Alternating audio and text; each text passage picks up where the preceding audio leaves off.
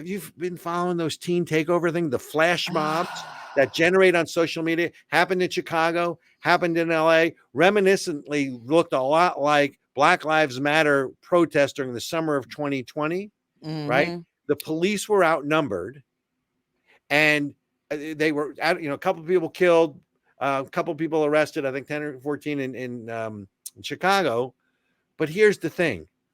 Brandon Johnson, the mayor-elect, you know what he says?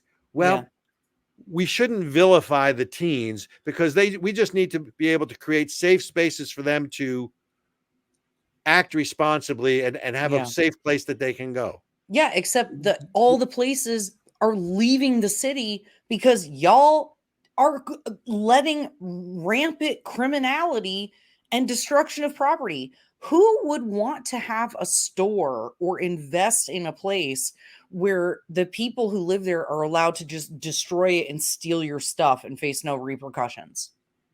Right.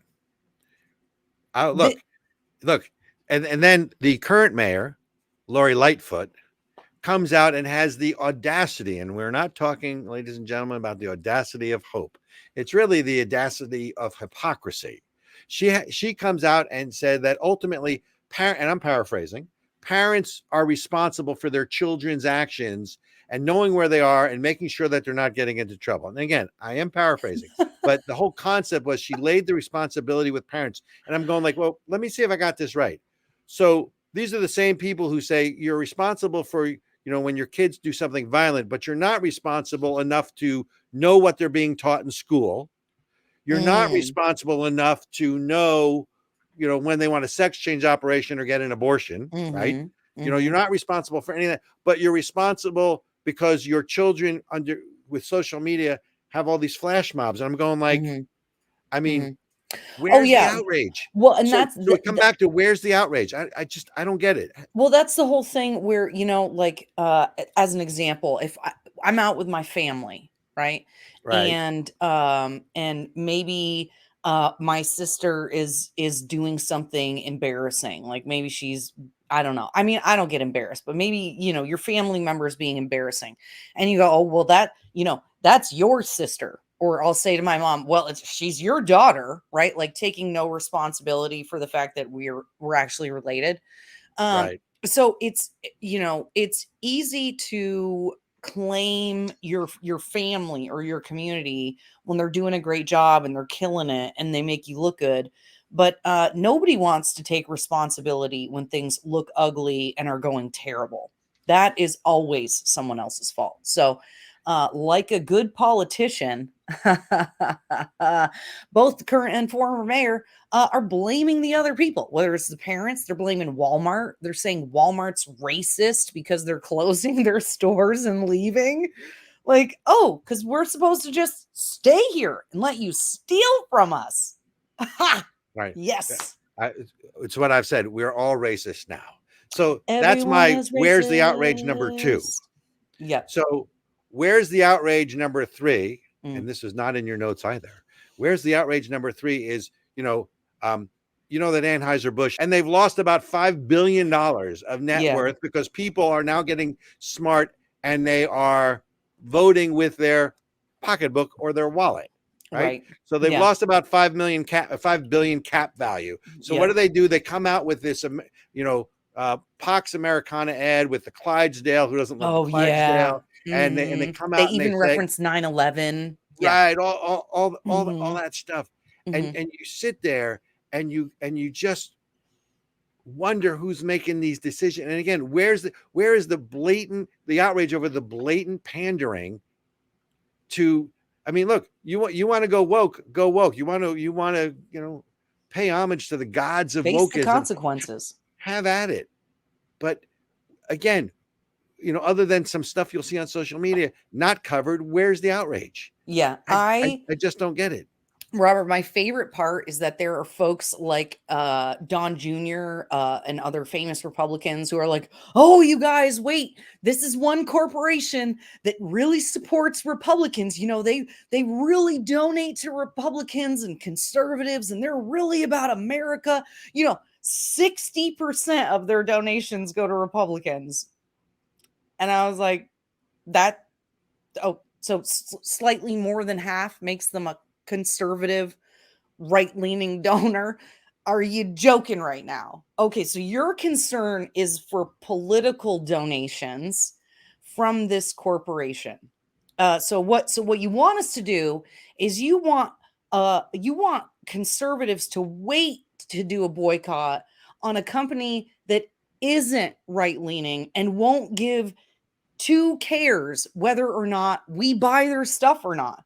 The point of this whole thing is that they're being punished for insulting their very customers and then coming out and calling them names and acting like they're bad. Boycotts only work if that company has something to lose. So I think that any conservative pundits who are coming out saying that Anheuser-Busch should not suffer the consequences of their decisions. Again, I would just have to, I just would be curious. When should we stick up for ourselves? When should the American right start to stand up and say, no, we're done with you. We're done with this corporate nonsense and we've had enough. When will it be My response convenient? is simple. When shouldn't we? We should always stand up for what we believe in. We should always vote. We should look there. And I have to admit, I do occasionally buy things on things like Amazon because I am a creature of convenience. But you have to be aware of where you're spending your money. It's very simple. If you are buying from a corporation that supports values, because corporations used to be apolitical, as they should be, and they should concentrate on two things and two things only. One is the quality of the product that they put out, and two is return on investment to their investors, or profitability, right? That whole, it's okay, to be profitable, just, spread it around. You didn't build that company. Thank you, President Obama. But sorry, I had to go there. So those are the only two things. Disney, these other corporations that have now gone woke. America needs to continue to stand up for what they believe in, and we're going to find out over time, because I think the tide has turned. Right. Another thing, that there was this Super Mario animated movie that just came out. I think it's grossed almost $700 million. It is non-woke, family oriented. It's like the leading animated. I think in week 2 it did like $90 million.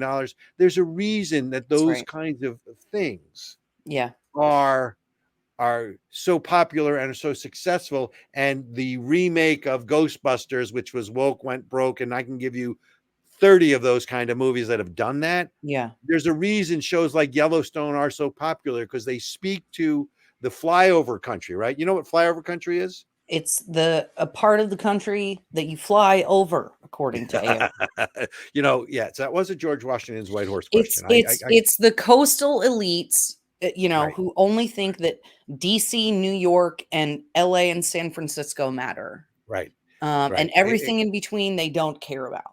And that's why I think this dollar diplomacy is so important.